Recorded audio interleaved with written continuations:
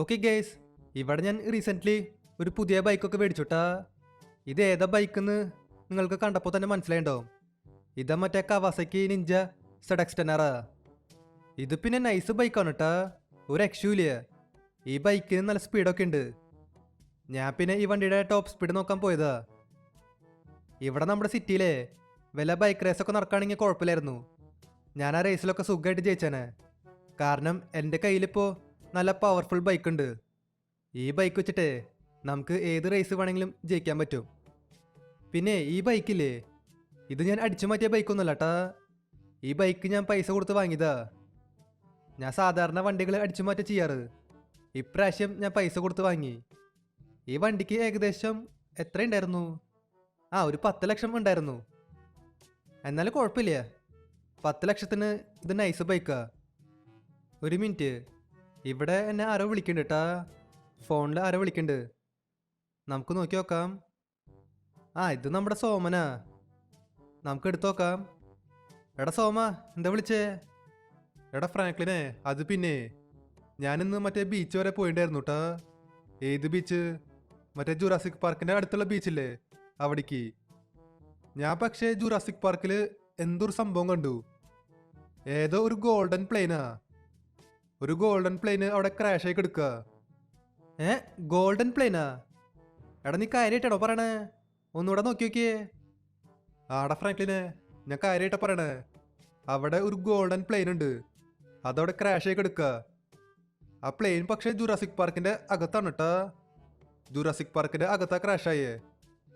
നിനക്ക് പറ്റിയെങ്കിൽ ആ പ്ലെയിനും എടുത്തോ, അത് ഒറിജിനൽ ഗോൾഡാ. എനിക്ക് ആ പ്ലെയിൻ എടുക്കണമെന്ന് ആഗ്രഹമുണ്ട്, പക്ഷേ എനിക്ക് ജുറാസിക് പാർക്കിന്റെ അകത്തേക്ക് കയറാൻ പേടിയാ. നിനക്ക് പിന്നെ പേടിയൊന്നുമില്ലല്ലോ, ധൈര്യമായിട്ട് പോയിട്ട് അത് അടിച്ചു മാറ്റിക്കോ. ആടാ സോമ, ഞാനൊന്ന് നോക്കി നോക്കട്ടെ. ഓക്കെ ഗൈസ്, ഇവിടെ സോമൻ നമ്മളെ വിളിച്ചിട്ടുണ്ടായിരുന്നു കേട്ടാ. അത് വേറെ ഒന്നുമല്ല, നമ്മുടെ ജുറാസിക് പാർക്കില്ലേ, ഈ ജുറാസിക് പാർക്കിൽ ഒരു പ്ലെയിന് ക്രാഷ് ആയി കിടക്കുന്നുണ്ടെന്ന്. അത് പക്ഷെ സാധാരണ പ്ലെയിൻ അല്ല, അതൊരു ഗോൾഡൻ പ്ലെയിനാ. ഒരു ഗോൾഡൻ പ്ലെയിൻ അവിടെ ക്രാഷ് ആയി കിടക്കുക. നമുക്കപ്പോൾ പറ്റിയെങ്കിൽ ആ പ്ലെയിനും അടിച്ചു മാറ്റാം. നോക്കി നോക്കാം. നമ്മുടെ ഈ ബൈക്കില്ലേ, ബൈക്ക് തൽക്കാലം വീട്ടിൽ വയ്ക്കാം. ഇത് പിന്നെ ഞാൻ പൈസ കൊടുത്ത് വാങ്ങിയ ബൈക്കാ. ഇതും കൊണ്ട് ഞാൻ ജുറാസിക് പാർക്കിലേക്ക് പോണില്ല. നമുക്ക് വേറെ വല്ലവരുടെ വണ്ടി അടിച്ചു മാറ്റാം, അതായിരിക്കും നല്ലത്. റോട്ടിൽ പിന്നെ ഇഷ്ടം പോലെ വണ്ടികൾ ഉണ്ടാവും. ഒരു മിനിറ്റ്, ഇവിടെ ഒരു ലംബോർഗിനി ഉണ്ട്. ഓ, അത് മിസ്സായി.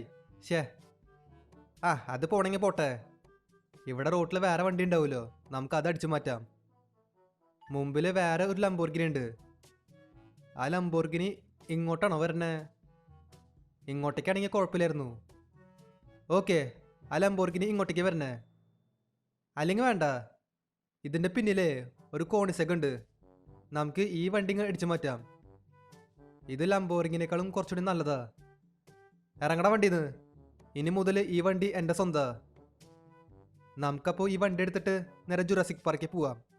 എന്നിട്ട് ആ പ്ലെയിൻ അങ്ങ് കണ്ടുപിടിക്കാം. ആ ജുറാസിക് പാർക്കിൽ ആ പ്ലെയിൻ ഉണ്ടായാൽ മതിയായിരുന്നു. ഉണ്ടാവും, ഉണ്ടാവാണ്ടിരിക്കില്ല.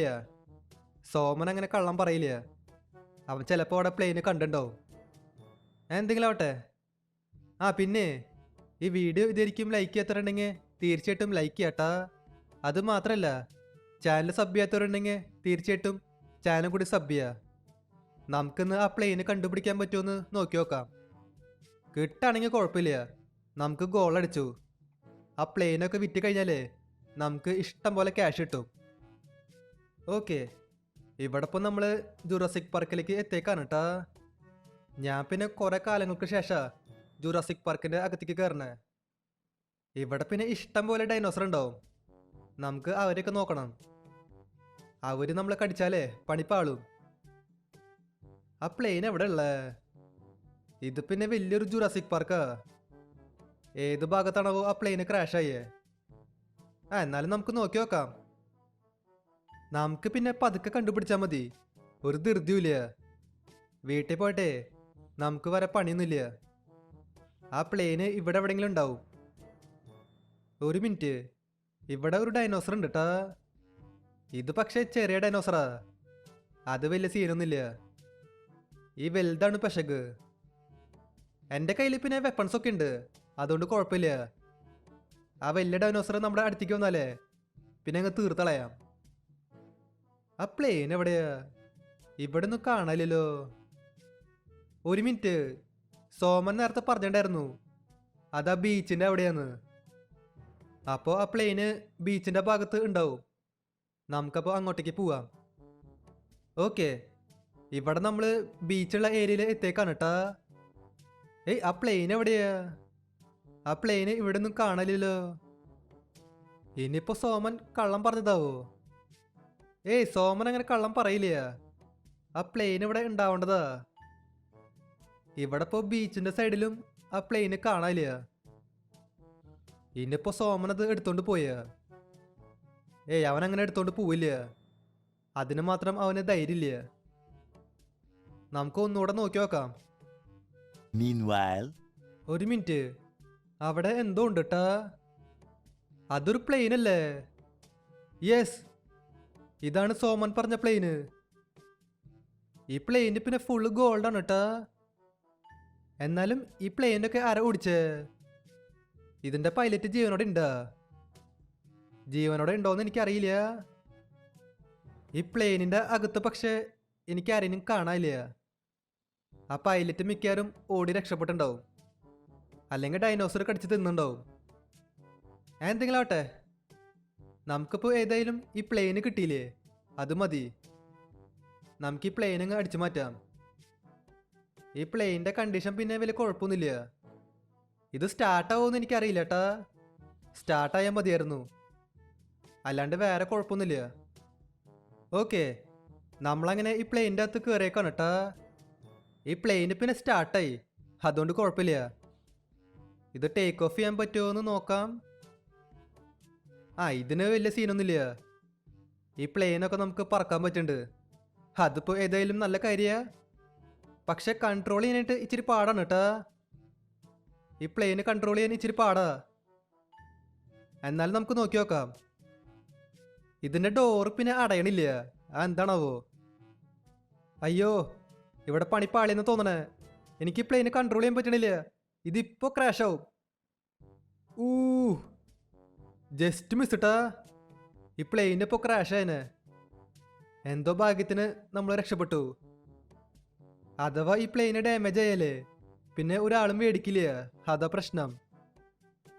ഈ പ്ലെയിനിന് പിന്നെ വലിയ ഡാമേജ് ഒന്നുമില്ല. ഇവിടെ പിന്നെ മുമ്പിലേ എയർപോർട്ട് ഉണ്ട്. നമുക്കത് സേഫായിട്ട് കൊണ്ടുപോയിട്ട് ലാൻഡ് ചെയ്യിക്കാം.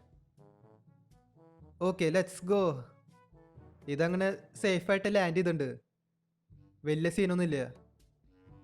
ഓക്കെ, നമുക്ക് ഈ പ്ലെയിനില്ലേ അതിവിടെ ലാൻഡ് ചെയ്യാം.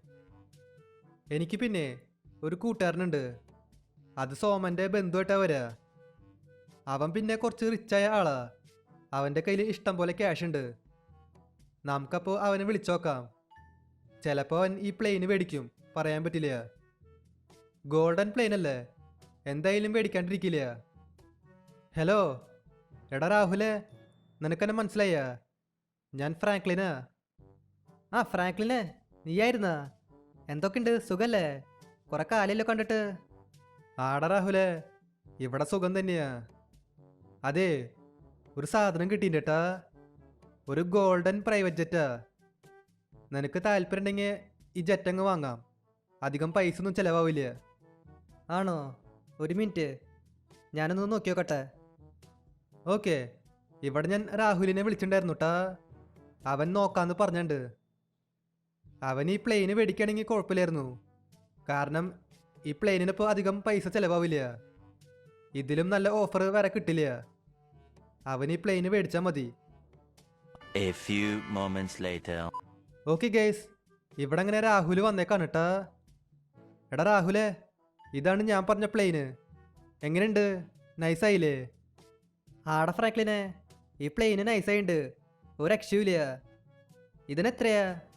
ഞാൻ ഈ പ്ലെയിന് മേടിക്കാൻ പോവാ. ആ, ഇതിന് അധികം റേറ്റ് ഒന്നുമില്ല. ഇതിനെത്രയാ? ഒരു 10 കോടി തന്നാൽ മതി, അത് മതി. 10 കോടിയാ? അത് കൊള്ളാലോ. 10 കോടിക്ക് ഗോൾഡൻ പ്രൈവറ്റ് ജെറ്റ്. എന്നാൽ പിന്നെ ഇതങ്ങ് ഫിക്സ് ചെയ്യാം.